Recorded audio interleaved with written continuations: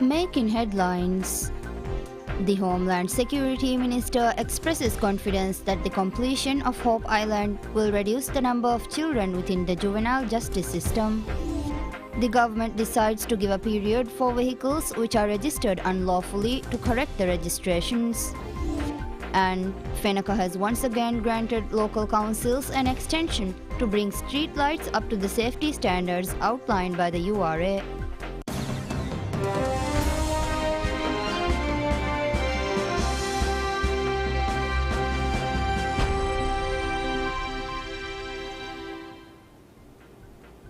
Bismillahirrahmanirrahim. Assalamu alaikum. Hello and welcome to PSMNEWS in English with me, Mariam Shaushat. Minister of Homeland Security and Technology Ali Ihsan expresses optimism the completion of Hope Island will reduce the number of children within the juvenile justice system. The remarks were made by the minister during the closing ceremony of the 8th Juvenile Justice Training Program. Speaking at the ceremony, Minister Ihsan acknowledged the current juvenile justice system has its flaws which can be exploited by individuals, leading to diminished public confidence. The minister emphasized the importance of addressing these imperfections and taking significant measures to enhance and strengthen the system.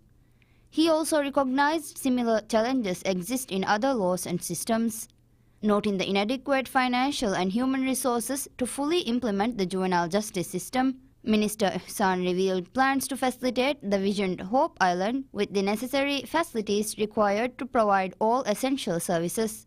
The minister stated that such facilities providing all services cannot be developed in all islands, adding that the primary objective of this initiative is to reduce the number of children under the juvenile justice system. He also said that the Hope Island aims to prevent punishing children by jailing them.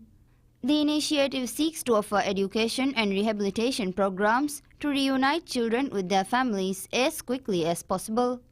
Furthermore, Minister Ihsan stated that the reduction in the age of criminal responsibility to 12 years aims to provide children with the required assistance they need and to ensure they fulfill the programs under the system.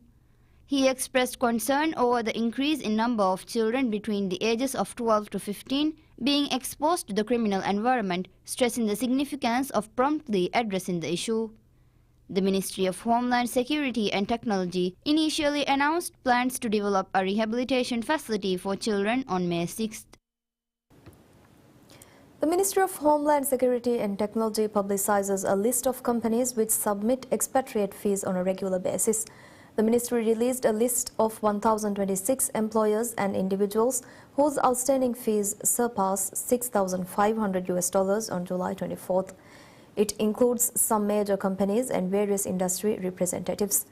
However, the ministry acknowledged that 20 employers who regularly submit the fees were also included in the list. The ministry explained that the companies were included in the list due to the huge amount of outstanding fees. Despite this, it affirmed that the companies regularly submit the fee payments via the expats system. They also revealed that the companies have no outstanding amounts to be paid to the government as well. The government decides to give a period for vehicles which are registered unlawfully to correct the registrations. The Maldives Police Service MPS has been towing vehicles which are illegally registered or parked. Speaking at a press conference, Minister of Transport and Civil Aviation Muhammad Amin revealed that certain measures have been decided to be implemented aiming to address the parking issues in Malé City. As such, the minister stated that the government has decided to give a period for four-wheelers to correct registrations instead of towing them. On this issue, Minister Amin disclosed that vehicles should be brought to an area determined by the government within a 40-day period to correct the registration. The minister stated that the registration must be corrected within a 6-month time frame. He noted that the responsibility for bringing the vehicle to the specified location and ensuring the registration is corrected rests solely with the owner. Addressing the media, Minister of Homeland Security and Technology Ali Ihsan highlighted that MPS has already towed several vehicles that were either unregistered or registered in incorrect zones. He warned that vehicles whose owners fail to comply with the regulations will also be towed. According to the Vehicles Registration Regulation, vehicles with more than 2 wheels can be registered if the owner has a garage to park the vehicle in the given zone. Recognizing the difficulties to finding a garage in Male, the Ministry of Transport and Civil Aviation observed several instances of illegal registrations as vehicle owners seek garages in other zones. However, the regulation prohibits parking or driving in unregistered zones. Maldives Inland Revenue Authority MIRA collects double the amount for Zakat al-Mal during July. The statistics revealed in the financial report of July shows that $1 million was collected as Zakat al-Mal during the month of July. This is a remarkable 112% increase compared to the $473,000 collected in July 2023. Additionally, the statistics indicate that MIRA has collected $4.3 million up to this date. This is a 13.1% increase compared to the same period in 2023, where MIRA collected $3.8 million. MIRA has been collecting Zakat al-Mal since 2016, while the Ministry of Islamic Affairs continues to collect Zakat al-Fitr. Zakat al-Mal is a part of the wealth and property that Muslims must pay annually to help the poor of the community. Zakat is levied on specific assets only identified by Islamic law as assets having the potential for growth. Any person who meets the minimum amount of wealth, nisab, must pay their share of Zakat al-Mal. The current nisab for Zakat al-Mal is $607. The value of gold and silver is considered in determining the nisab for zakat. Therefore, the nisab changes due to alterations in the price of gold and silver in the world market. Elections Commission of the Maldives ECM decides to conduct a survey aiming to determine the reason behind low voter turnout. Speaking at a program aired on PSMNEWS, member of ECM Hassan Zakaria revealed that the survey will be conducted as an activity to mark the Voters' Day. This year marks the first time in which Maldives observes the Voters' Day. Zakaria disclosed that the survey will be held in an online platform, underscoring the crucial importance of determining the reason behind low voter turnout. Although this is not a scientific research, he stated that the results will be the unheard voices of the residents. He reiterated the Commission's commitment in voicing the concerns of residents to governmental authorities. Furthermore, ECM's President Fuad Tawfiq stated that low voter turnouts indicates the lack of interest of the residents in democracy. He noted the exponential decline in the number of voter turnout with every election. He expressed concern over the situation and emphasized the importance of resolving the issue. The government organizes elections and by-elections with great expenses, optimistic that all eligible voters will vote. However, ECM has voiced concern over the low voter turnouts.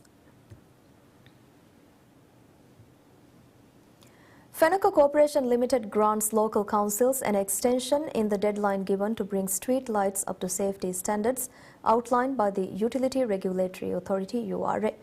They announced the new deadline is February 25, 2025. FENA has inspected street lights across all the islands to ensure safety following a tragic incident that took the life of an individual after being electrocuted by an electrical leak from a street light in Ungufar, Ra Atoll. The inspection revealed that many street lights did not meet the required safety standards. As such, FENA informed the councils that electricity would only be supplied to the street lights which comply with the Utility Regulator Authority URS standards. The announcement was made on June 9th with an initial deadline set for June 27th for the councils to replace their street lights to meet URS standards. The deadline was then extended to August 21st upon the request of the Minister of Cities, Local Government and Public Works, Adam Sharif Umar. The minister stated that the councils would require additional time as upgrading the street lights would financially burden the councils. He disclosed that upgrading the street lights in 144 islands would cost $5.5 million. Providing insight on the extension to February 25th, FENA stated that the deadline was extended for the third time as it recognized the challenges councils were facing to upgrade the street lights. It was additionally granted as the URA extended the period following the recommendation of government authorities. FENA has previously warned councils against cutting of electricity services for street lights which do not comply with URA standards. This decision was made after thorough discussions held with the Ministry of Cities, Local Government and Public Works and the URA, aiming to minimize wasteful expenditures. Housing Development Corporation HDC seeks contractors to develop 3 hotels in the integrated tourism zone of Hurumale Phase 2, with opportunities open for those interested to submit the expression of interest EOI. The EOI can be submitted via email before August 29th, 2 p.m. HDC stated that contractors will be prioritized based on those who propose to complete the project under the land lease model. It stated that if proposals are submitted by multiple parties, the contractor will be chosen based on the most perfect proposals submitted. The best proposal will be evaluated by HDC, focusing on the proposed business model, relevant experience, social responsibility and CSR. Additionally, HDC has opened the opportunity for contractors to submit EOIs to establish a diving center in Hurumale Phase 1. HDC stated that the proposal must include the equipments featured in the diving center, classes and package details as well. Interested parties can submit their EOI via email before August 29th, 2 p.m. The National Disaster Management Authority NDMA announces they have started to conduct a damage assessment of houses situated in Male City which were impacted by severe weather conditions. The authority revealed assessments are being made for the islands which were affected in collaboration with their respective councils. Speaking to PSMNEWS, NDMA stated that following the assessment, financial assistance will be provided to the households which were affected by the weather under the refill guideline determined by the government. They affirmed that maximum efforts will be exerted to complete the assessment promptly. Torrential downpour on August 13th caused several islands of the Maldives, including the Greater Male region, to be flooded. While the Maldives experienced floods with 45 millimeters of rainfall for 2 hours, the Maldives Meteorological Center Met Office reported that 80 millimeters of rainfall was experienced on August 13th alone. According to meteorologist Hussein Wahid, the rainfall lasted for 3.5 consecutive hours. Meteorologist Hussein Wahid stated that Met Office anticipated more rainfall this year during the southwest monsoon compared to other years. He revealed that the Met Office was well prepared for the rainy season, noting that the season will last until December.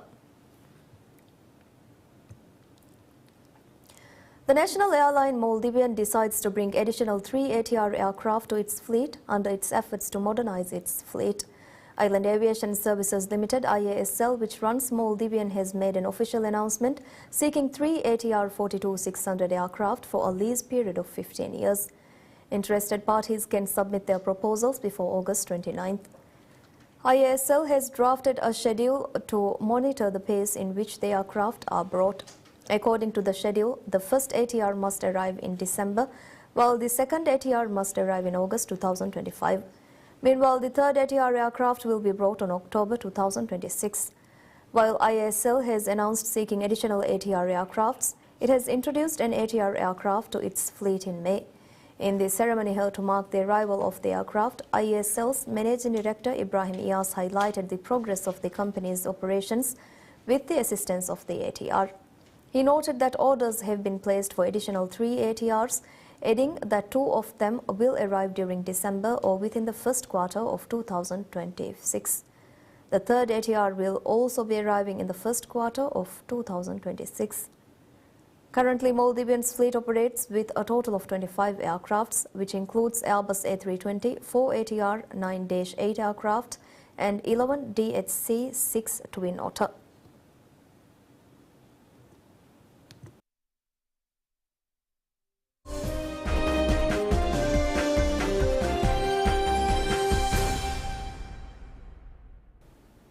Argentines, feeling the pinch of the world's highest annual inflation rates, are feeling both hopeful and wary as monthly price increases dip to their lowest in over 2 years amid tough austerity measures under President Javier Milei. Argentina's INDEC statistic agency reported that inflation in July came in at 4%, the lowest since the start of 2022. In the 12 months through July, however, inflation topped 263%, making it still the highest recorded in the world. The South American country is trying to emerge from a severe economic crisis which ushered libertarian outsider Milei into power late last year as voters opted for a radical new approach to restore stability. Milei's sharp cost-cutting drive has helped bolster the state's embattled finances, allowed the central bank to rebuild reserves and tamp down inflation, though has taken a heavy toll on economic activity. Poverty levels also have risen. Milei's policies have helped bring down monthly inflation from over 25% in December to now 4% in July, though the country has slid into recession and subsidy cuts have pushed up prices of certain services and goods. According to a study released this week by the UNICEF, many Argentinians still feel their purchasing power is dwindling despite inflation slowing, with poverty affecting half the population and over 7 million children living in poverty.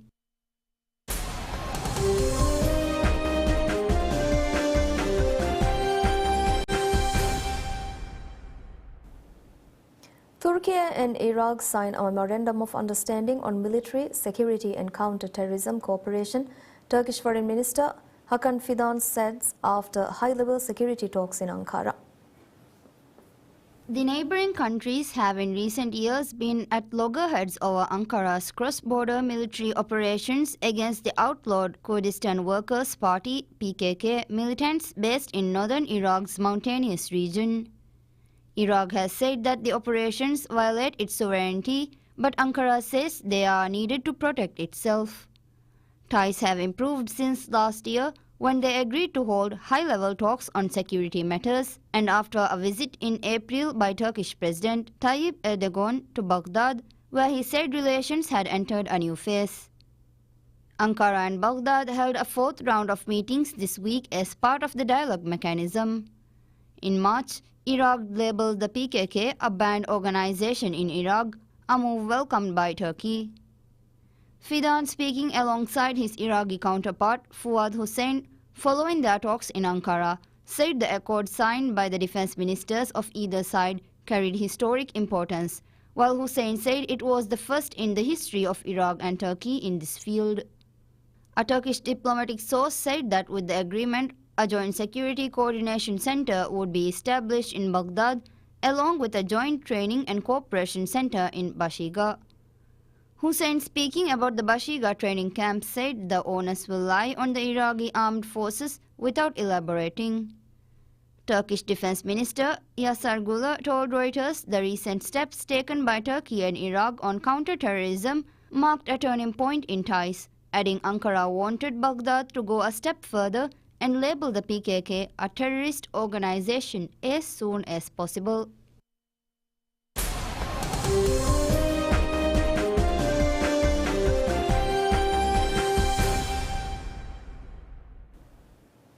Former Chelsea manager Mauricio Patino agrees to take over as coach of the United States men's team. The report said that Argentine, who has been out of work since parting ways with Chelsea in May after one season with Premier League side, would lead the team into the 2026 World Cup, being co-hosted by the United States, Mexico and Canada.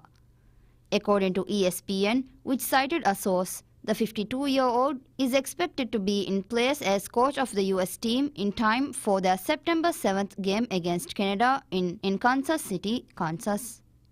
The US men's team have been without a coach since Greg Berhalter was fired in July, 10 months into his second term as a head coach, following a humiliating exit on the home soil at the Copa America. Pochettino had joined Chelsea ahead of 2023-2024 campaign when he replaced interim manager Frank Lampard as the club's new owners looked to freshen things up after a 12th place finish the previous season. He had signed a 2-year contract, with the club having the option of a further year, but left the West London after a turbulent campaign despite a late rally that saw them finish 6th to secure European football for next season.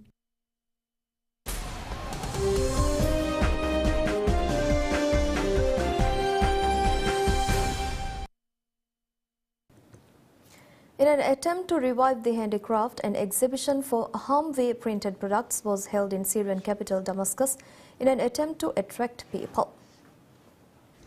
The exhibition, organized by Wolfi, Arabic for my friend, aims to revive the traditional handicraft that has been in decline since the war began in Syria in 2011. Hamwe print, based on wooden blocks and ink made of natural ingredients, is an old craft that was used by people with modest means to design their table covers, bed sheets and curtains with colors. The initiative puts the handicrafts in the recovery room until the situation they are living in ends. Until the markets return, the economy recovers, the tourism returns to the country so that people return to living their lives normally. Nowadays, production and marketing are not held under normal conditions. Hassan Hawa, owner of the last Syrian Hamwe print atelier, is trying to bring it back by producing prints on scarves, t-shirts, handbags and more.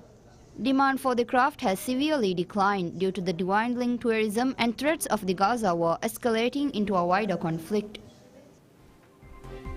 And that's all we have for you right now. Thank you for watching. Stay tuned for more news updates. Have a good day. Goodbye.